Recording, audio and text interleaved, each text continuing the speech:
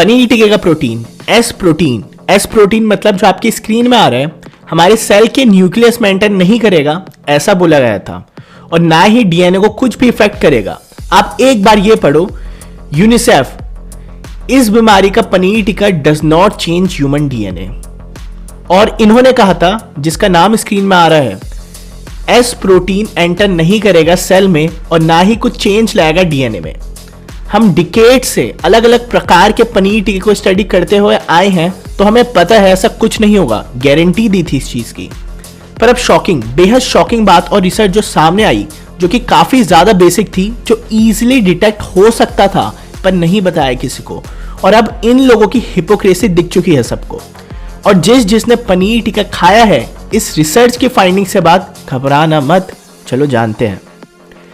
अक्टूबर 2021 को ये Swedish study publish करी गई थी, जिसमें ये फाइंडिंग सामने आई, जो एस प्रोटीन है पनीर टिक्के का, वो एंटर कर रहा है हमारे सेल्स में, वो भी सेल्स के न्यूक्लियस में, और न्यूक्लियस ब्रेन होता है एक सेल का। और इतना ही नहीं, it impairs the mechanism our cells have to repair damage DNA. Cell का जो रिपेयर मैकेनिज्म होता है, जो डीएनए को रिपेयर करता है, उस मैकेनिज्म की फंक्शनिंग को रोक दे रहा है, जिस वजह से डीएनए ब्रेक्स या तो रिपेयर नहीं हो पा रहे हैं या फिर इतने स्लो हो रहे हैं जिस कारण काफी ज्यादा हेल्थ इश्यूज हो सकते हैं और रिस्क डेवलप हो सकता है सेल डेथ का भी। दोस्तों, ये चीज 1% भी नहीं थी, जो मेन खतरनाक इफेक्ट हो रहा है एस प्रोटीन के कारण सेल के न्यूक्लियस में एंटर करने से। अब मैं आपको बताने वाला हूं, काफी ज्यादा शॉकिंग न्यूज है, चलो जानते हैं। यहाँ पे 3 प्रोटीन के बारे में डिस्कस करूंगा। एक है पनीर टिक्के का प्रोटीन जो है एस प्रोटीन, और 2 होंगे जो सेल्स के रिपेयर मैकेनिज्म में यूज होते हैं। सेल के न्यूक्लियस में 2 मेन रिपेयरिंग प्रोटीन होते हैं, डबल स्ट्रैंड और सिंगल स्ट्रैंड डीएनए ब्रेक्स को रिपेयर करने के लिए, जिनका नाम है BRCA1 एंड 53BP1। ये प्रोटीन्स रिपेयर करते हैं ब्रेक डीएनए का। तो स्टडी में ये सामने आया, बेसिकली इनकी फंक्शनिंग को एस प्रोटीन रोक दे रहा है, जिससे डीएनए रिपेयर नहीं हो पा रहा है डैमेज साइट में। बेसिकली एस प्रोटीन सेल में एंटर करके उसके बाद डीएनए रिपेयरिंग को खराब कर दे रहा है, जिससे डीएनए रिपेयर नहीं हो पा रहा है। दोस्तों, इसका विजुअल प्रूफ भी है, ये देखिए आप, ये एस प्रोटीन है पनीर टिक्के का, हमारे सेल के न्यूक्लियस में प्रेजेंट है, जो आप ये स्पॉट्स देख पा रहे होंगे। अभी बेसिकली हमें ये तो पता चल गया है, सब झूठ था, हमसे झूठ बोला गया था। एस प्रोटीन एंटर कर रहा है सेल के न्यूक्लियस में, उसी के साथ पूरा मैकेनिज्म खराब कर दे रहा है डीएनए रिपेयर का। अब इससे भी ज्यादा शॉकिंग फाइंडिंग्स मैं बताता हूं। हमारे सेल में ये जो 2 रिपेयर पाथवेज हैं, NHEJ एंड HR, जो बेसिकली हर डीएनए ब्रेक को रिपेयर करने के लिए रिस्पॉन्सिबल होते हैं। 75% डबल स्ट्रैंड डीएनए ब्रेक को रिपेयर करने के लिए NHEJ रिस्पॉन्सिबल होता है, एंड 25% डीएनए ब्रेक रिपेयर करने के लिए HR होता है।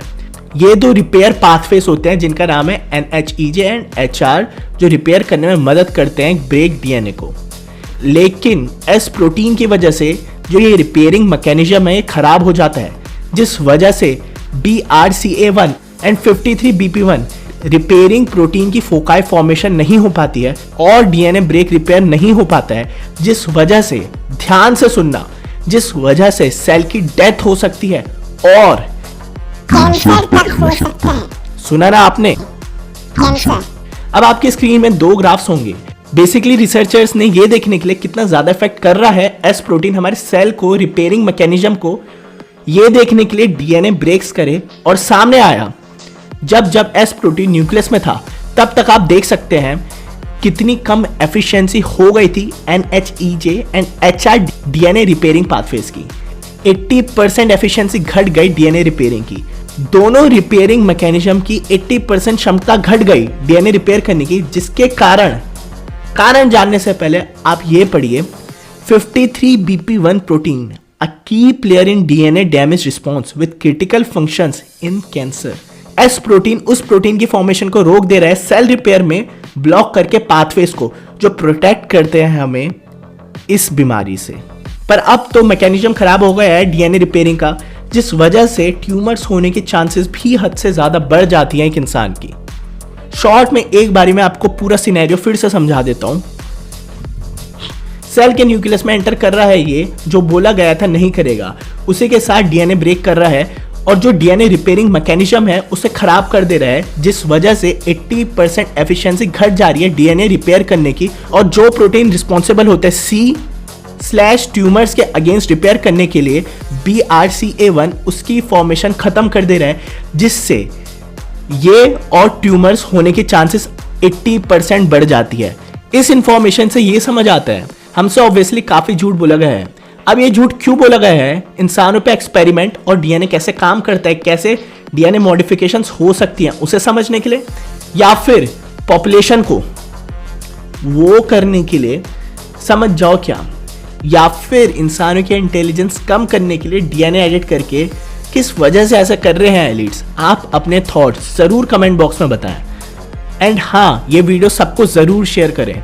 अब ये स्टडी फाइंड करने के लिए टीम लाइफस्टाइल का टेलीग्राम ग्रुप ज्वाइन कर सकते हैं, वहाँ लिंक शेयर कर दिया जाएगा, या नहीं कर सकते। और जैसे हम ये फाइंडिंग्स करते हैं और आपको सच बताते हैं रिसर्च वर्क करके, आपको भी अगर इसका पार्ट बनना है और भाग लेना है इस लड़ाई में हमारी एलीट्स के अगेंस्ट, उसके लिए आप ज्वाइन कर सकते हैं IMPH नेटवर्क।